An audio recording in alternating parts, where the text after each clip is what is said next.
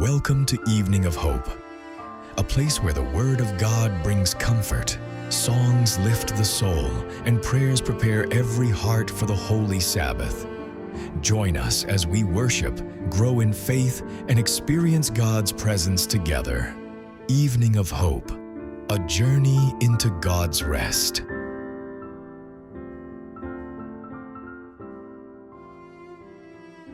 Nikukaribisha tena rafiki yangu katika mwendelezo wa kitabu cha Ruthi, sura ya kwanza, aya ya kwanza hadi ya 5.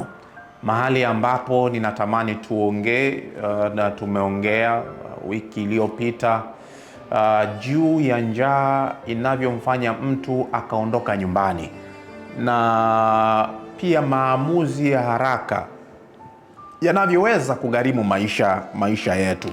Na siku hii ya leo nikukaribisha katika sehemu ya 3 ya neno la matumaini linalopatikana katika kitabu hicho cha Ruthi, sura ya kwanza, aya ya kwanza hadi ya 3. Aya ya kwanza hadi ya 3.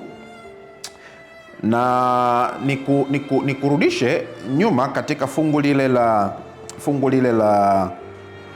4 na fungu la 5.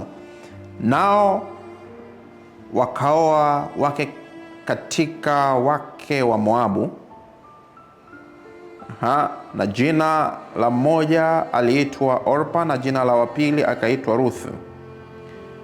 Wakakaa huko yapata miaka 10, wakafa Maloni na Kilioni wote wawili, na huyo mwanamke akawa amefiwa na wanawe wawili na mume pia.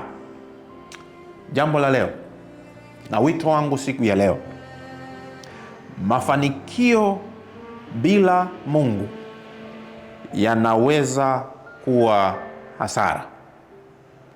Mafanikio yoyote pasina uwepo wa Mungu, pasina Mungu ndani yake, mafanikio pasina Mungu yaweza kuwa hasara. Yaweza kuwa hasara. Familia ya Elimeleki walienda kutafuta mkate, lakini walipoteza maisha. Walienda kutafuta maisha, wakafa Moabu. Walienda kutafuta chakula, wakafa Moabu. Walienda kutafuta utajiri, lakini matokeo yake wakaangamia Moabu.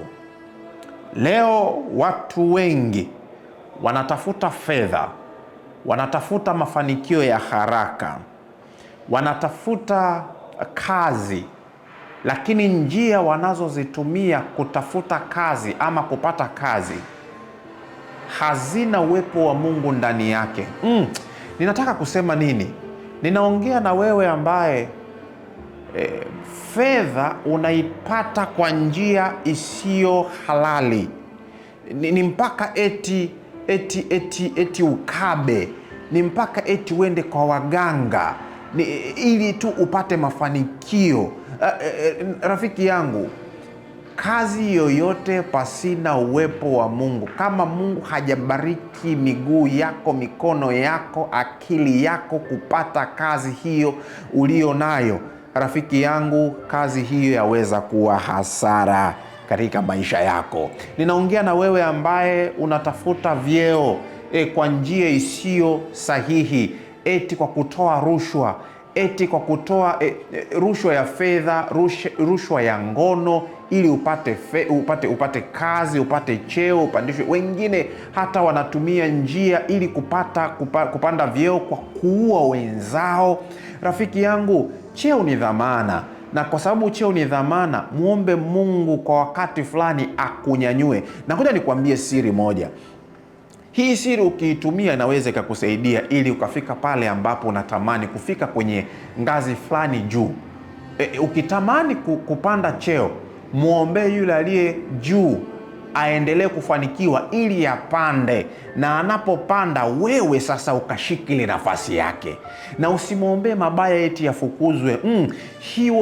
Huo sio mpango wa Mungu.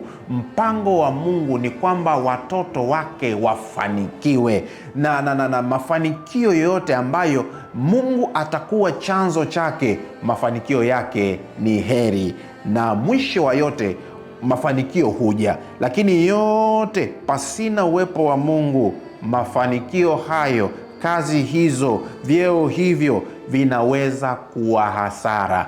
Wengine wanatafuta umaarufu kwa njia zisizo sahihi.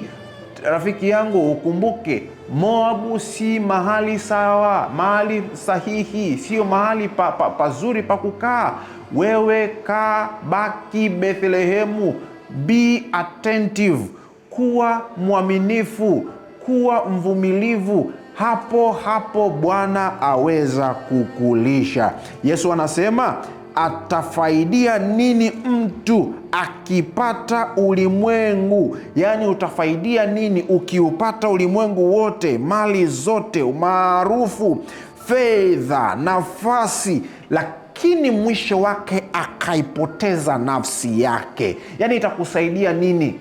Itakusaidia nini kupata vyote na mwisho wa yote ukapoteza nafasi ya kurithi ufalme wa mbinguni, ukapoteza nafsi yako? Itakusaidia nini? Haina maana yoyote. Na hii itutie tu moyo na itutie tu nguvu ya kwamba maisha, mafanikio yakiwa na chimbuko ambalo ni Yesu Kristo, yakiwa na chimbuko ambalo ni Mungu mwenyewe, mafanikio hayo ni amini na kweli katika maisha yangu na maisha yako. Mafanikio haya yatakuwa na baraka, mafanikio haya yatakuwa na kibali. Niruhusu sasa leo mimi nikuombee baraka. Unapoanza maisha yako, unapoanza kazi, lakini unapoanza majukumu yako ambayo chanzo chake ni Baba mwenyewe amekupatia, acha Bwana akupatie kibali mahali pote ulipo kwa utukufu wa jina lake. Mungu wangu na Baba yetu akuhudumie siku hii ya leo tena katika jina la Yesu. Amen.